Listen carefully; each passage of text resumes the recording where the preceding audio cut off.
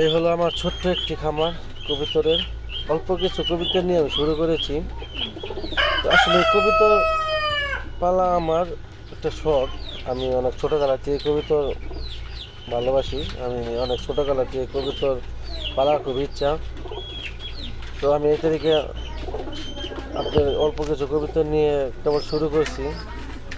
তো আসলে কবুতর সৌন্দর্য একটা, এখান থেকে যে আপনি লাভবান হবেন কবুতর পেলে এরকম কিছু না। আসলে কবুতর পালা একটা শখ। আর কবুতর আসলে সবাই পালতে পারে না। কবুতর পালতে আসলে কলিজা লাগে। এগুলো এক একটা কবুতর যখন আকাশে উড়াল দেবো তখন আমার মনটা একদম ফ্রেশ হয়ে যাব, অনেক ভালো লাগবে।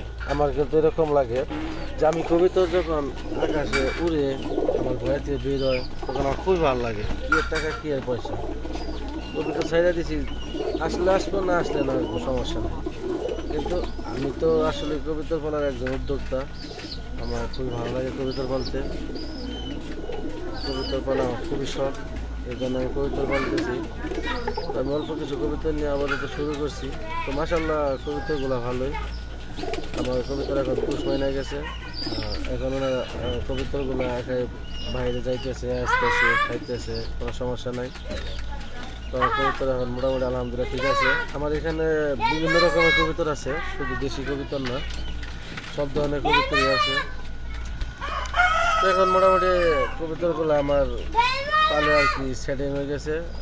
কবুতরগুলো আর মনে করলেন আমি প্রথম যখন আনি তখন অনেকটি কবুতর আমার চলে গেছে, 2-3টা।